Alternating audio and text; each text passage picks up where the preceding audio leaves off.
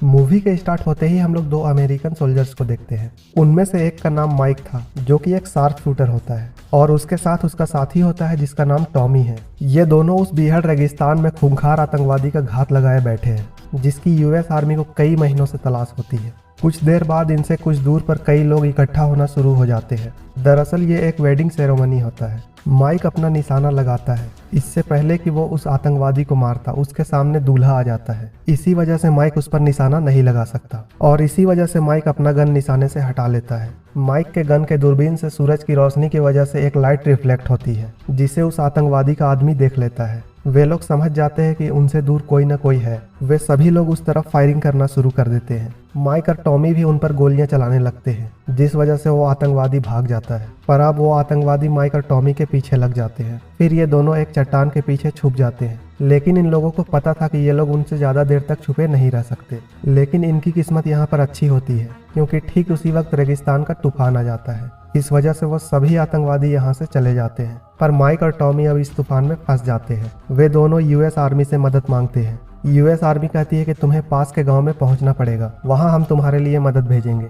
लेकिन पास का गांव यहां से 5 घंटे की दूरी पर था। तूफान थम जाता है और ये दोनों उस गांव की तरफ बढ़ना शुरू करते हैं। कुछ घंटे चलने के बाद इनके सामने एक प्लेट उड़कर आती है। इस प्लेट पर डेंजर का साइन होता है। माइक कहता है कि हमें आगे नहीं जाना चाहिए, आगे खतरा हो सकता है। नॉर्थ अफ्रीका में पिछले 40 सालों से युद्ध चल रहा है जिसकी वजह से नॉर्थ अफ्रीका के कई जगहों पर माइंस बिछाई गई है और ये जगह भी उन्हीं जगहों में से एक है। लेकिन टॉमी उसकी बातों को नहीं मानता और टॉमी कहता है कि यहाँ से गांव ज़्यादा दूर नहीं है। हमारे पास 2 ऑप्शन है, या तो हम प्यास से मर जाए या गांव पहुंचकर अपना जान बचा ले। हालांकि माइक आगे बढ़ना नहीं चाहता लेकिन उसके पास भी कोई ऑप्शन नहीं था। टॉमी आगे आगे चलना शुरू कर देता है ये जताने के लिए कि यहाँ पर कोई माइन नहीं है। लेकिन अचानक उसका पैर एक माइन बॉम्ब पर आ जाता है जिसकी वजह से एक जोरदार धमाका होता है और इस ब्लास्ट में टॉमी अपना दोनों पैर खो देता है। माइक उसकी मदद के लिए जैसे ही अपना एक पैर आगे बढ़ाता है तो उसे एक बीप की आवाज़ सुनाई देती है। वो समझ जाता है कि उसका पैर भी माइन के ऊपर आ चुका है और अगर उसने पैर उठाया तो उसका भी हाल सेम टॉमी की तरह ही होगा। वो अपने दोस्त की मदद करना चाहता था इसलिए वो टॉमी से कहता है कि रेडियो पर आर्मी से मदद मांगो। लेकिन टॉमी को इतना दर्द हो रहा होता है कि वो अपने आप को हिला भी नहीं पाता। वो सबसे पहले अपने आप को पेन किलर का इंजेक्शन लगाता है। इसके बाद वो रेडियो पर कॉल करने की कोशिश करता है लेकिन अभी भी उसे बहुत ज़्यादा दर्द हो रहा होता है, इसीलिए उसे कुछ समझ में नहीं आता और उसका संपर्क नहीं हो पाता। अब माइक के पास कोई भी रास्ता नहीं बचा था लेकिन वो अपने दोस्त को इस तरह से मरने के लिए नहीं छोड़ सकता था। इसलिए वो टॉमी से कहता है कि मैं आगे बढ़ रहा हूँ। ये माइंस बहुत पुरानी है, हो सकता है इसमें जंग लग चुका होगा और ये ब्लास्ट ना भी हो। लेकिन टॉमी नहीं चाहता कि उसका दोस्त आगे बढ़े और अपनी जान गंवा दे, इसलिए वो अपना गन निकालता है और अपने आप को गोली मारने से पहले कहता है कि तुम्हें जिंदा रहना होगा। इसके बाद वो खुद को गोली मार लेता है और अब यहाँ पर माइक अकेला रह जाता है। उसे कुछ समझ में नहीं आ रहा होता कि वो अब क्या करेगा। फिर वो एक कुल्हाड़ी की मदद से उस रेडियो के बैग को अपने पास खींचता है और वो पाता है कि रेडियो की बैटरी पूरी तरह से खत्म हो चुकी है और रेडियो की दूसरी बैटरी टॉमी के जेब में है। फिर माइक उस रेडियो की बैटरी को सोलर एनर्जी से चार्ज कर लेता है। इसके बाद वो यूएस आर्मी बेस में कांटेक्ट करता है और अपनी पूरी सिचुएशन को बताता है। वो कहता है कि मुझे मदद की बहुत ज़रूरत है, मेरा साथी मारा जा चुका है। लेकिन उसका सीनियर कहता है कि अभी तुम जिस जगह पर हो वहाँ पर बहुत बड़े बड़े और रेतीले तूफान चल रहे हैं, इसलिए हम लोग तुम तक हवाई सहायता नहीं पहुँचा सकते। लेकिन हम लोग एक टीम तुम्हारे पास भेज रहे हैं, पर उन लोगों को तुम तक पहुँचने में पूरे 52 घंटे लगेंगे। यानी कि अब यहाँ पर माइक को अकेले पूरे 52 घंटे रहना पड़ेगा। माइक अपने बेस्ट फ्रेंड टॉमी की मौत से पूरी तरह से टूट जाता है। वो किसी भी हाल में इस जगह से निकलना चाहता था लेकिन इससे पहले कि वो कुछ सोच पाता उसकी ओर एक बहुत बड़ा रेतीला तूफान आने लगता है। वो अपनी गन को जमीन में आधा गाड़ देता है ताकि तूफान उसे हिला ना सके, क्योंकि ये रेतीले तूफान इतने तेज होते हैं कि किसी भी इंसान को उड़ा कर ले जा सकते हैं। तूफान माइक तक पहुंच जाता है लेकिन उसने अपने मुंह को कपड़े से ढक लिया था, इसी वजह से उसे ज्यादा नुकसान नहीं होता। जब तूफान थम जाता है तो वो अपनी आंखें खोलता है तो वो पाता है कि उसके पास उसके दोस्त टॉमी की बॉडी उड़ के आ गई थी। वो टॉमी की जेब से रेडियो की बैटरी निकाल लेता है लेकिन वो देखता है कि उसका रेडियो का बैग उससे दूर जा चुका है। अब ये बैटरी उसके किसी काम के नहीं रह जाती।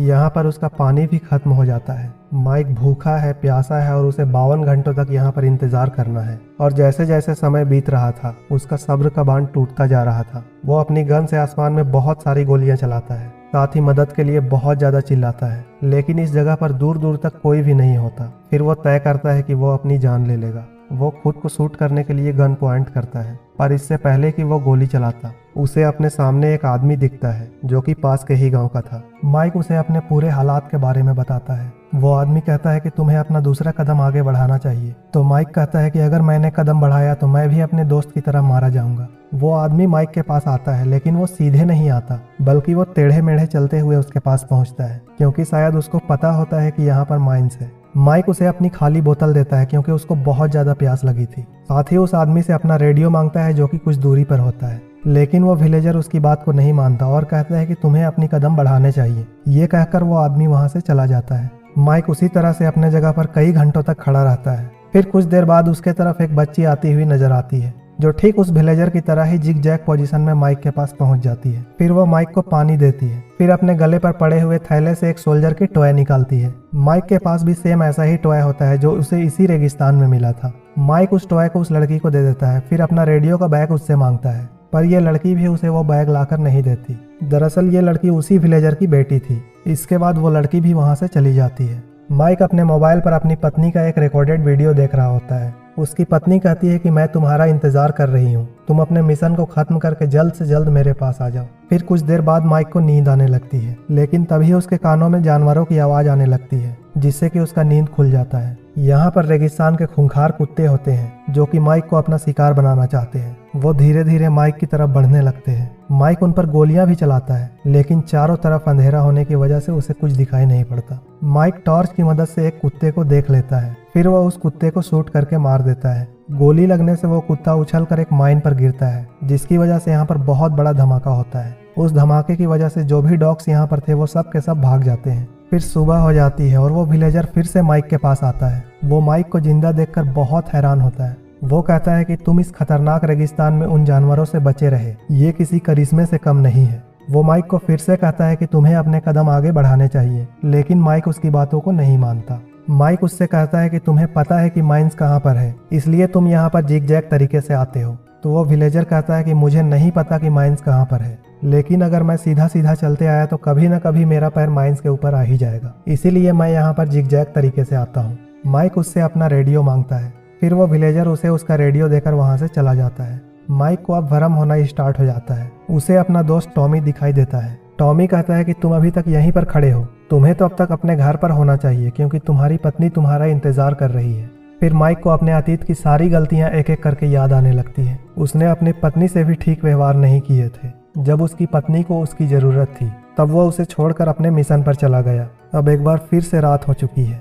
वो खूंखार कुत्ते फिर से वहां पर पहुंच जाते हैं। वो माइक के ऊपर हमला करने लगते हैं। माइक पूरी रात उन कुत्तों से लड़ाई करता है। वो कई सारे डॉग्स को मार देता है। सुबह होने के साथ ही माइक अपने घड़ी को देखता है। उस तक मदद पहुंचने में अभी भी 7 घंटे बाकी थे, यानी कि माइक को इस रेगिस्तान में फंसे अब पूरे 45 घंटे हो चुके हैं। 45 घंटों से वो एक ही जगह पर और एक ही पोजीशन में खड़ा है। फिर अचानक माइक के रेडियो पर उसके सीनियर्स का कॉल आता है। उसे बताया जाता है कि जो टीम उसके पास आ रही थी वो टीम अब उसके पास टाइम से नहीं पहुंच पाएगी। वे 10 घंटे लेट है, यानी कि उसको 17 घंटे और इंतजार करना होगा। उसका सीनियर कहता है कि क्या ये तुम कर सकते हो? माइक कहता है कि नहीं। फिर उसका सीनियर कहता है कि कोई तुमसे बात करना चाहता है। फिर दूसरी तरफ से उसकी पत्नी की आवाज आती है। माइक उससे माफी मांगता है और कहता है कि मुझे यहाँ पर नहीं आना चाहिए था, मुझे तुम्हारे पास रुकना चाहिए था। मैं तुम्हें वो खुशी नहीं दे पाया जिसकी तुम हकदार थी। फिर उसे इल्यूजिनेशन स्टार्ट हो जाता है और यहाँ पर उसे उसकी पत्नी सोफे पर बैठी हुई नजर आती है, लेकिन ये उसका वहम होता है। वो अपना एक हाथ आगे बढ़ाता है।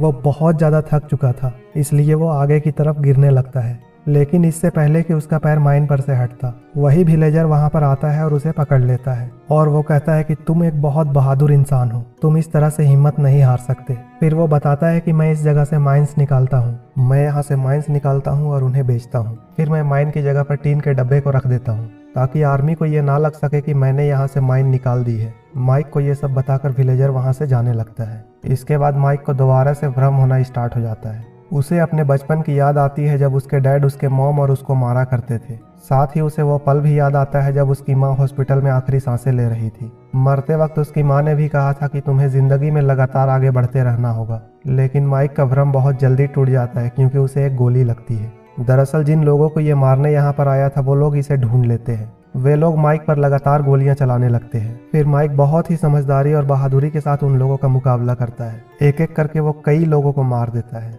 अब उसके सामने उसका आखिरी निशाना होता है और जब वो उस पर गोलियां चलाता है तो उसकी गोलियां खत्म हो जाती है। ये सब दरअसल माइक का वहम होता है। उसके सामने उसके पिता होते हैं। वो माइक को गले लगा लेते हैं। तब माइक को एहसास होता है कि जिन लोगों से वो जिंदगी भर नफरत करता रहा, दरअसल वो लोग उसे बहुत ज्यादा प्यार करते थे। अब माइक को बचाने के लिए उसके आर्मी वाले लगभग उस तक पहुंच गए थे, लेकिन रेगिस्तान में उसे देखना इतना आसान नहीं होगा, क्योंकि रेगिस्तान में जब गाड़ियां चलती है तो बहुत ज्यादा धूल उड़ती है। माइक के पास अपने लोकेशन बताने का बस एक ही तरीका होता है और वो है फ्लेयर गन, जो कि उससे कुछ दूरी पर होती है, जिसे उठाने के लिए उसे अपने कदम आगे बढ़ाने होंगे। अगर उसने ऐसा नहीं किया तो वो यहीं पर भूख और प्यास से मर जाएगा। फिर उसे अपनी माँ की बात याद आती है। वो कहती थी कि तुम हमेशा जिंदगी में आगे बढ़ते रहना। माइक पूरी हिम्मत करता है और आखिरकार वो अपना एक कदम आगे बढ़ा देता है, पर कदम बढ़ाने के बाद यहाँ पर कोई भी धमाका नहीं होता। माइक ये देखकर पूरी तरह से हैरान हो जाता है और जब वो उस जगह को खोदता है तो वहाँ पर एक टीन का डब्बा होता है। जैसा कि उस विलेजर ने कहा था, यहाँ पर से माइंस निकालकर टीन के डब्बे को डाल देते हैं और माइक जब उस डब्बे को खोलता है तो उसके अंदर एक सोल्जर का टॉय होता है। फिर माइक उसी जगह पर लेट जाता है। वो पिछले 62 घंटों से इसी जगह पर खड़ा था। माइक के साथ हुए इस हादसे ने उसके पूरी जिंदगी ही बदल डाली। कुछ दिनों के बाद वो वापस अपने देश जाता है, जहां एयरपोर्ट में उसकी पत्नी उसको लेने के लिए आई होती है। माइक उसके सामने जाकर अपने घुटनों पर बैठ जाता है, क्योंकि उसे अब अपने जिंदगी के इम्पोर्टेंस का पता चल चुका था। उसे ये पता चल चुका था कि जिंदगी के हर मोड़ पर हमें खुश रहना चाहिए, चाहे सिचुएशन कैसी भी हो। अपनी जिंदगी में हमेशा आगे बढ़ते रहना चाहिए। कभी कभी जिंदगी में बुरी चीजें भी अच्छी चीजें ले आती है। दोस्तों, ये पूरी कहानी थी मूवी माइन की। अगर आपको ये वीडियो अच्छी लगी हो तो प्लीज़ चैनल को लाइक, शेयर एंड सब्सक्राइब जरूर करें और साथ ही बगल के बेल आइकन को ऑल पर क्लिक कर लें, ताकि आप हमारे साथ जुड़े रहें और हमारा हौसला बढ़ता रहे। मिलते हैं किसी नए मूवी में नए कहानी के साथ। Thank you so much guys for watching.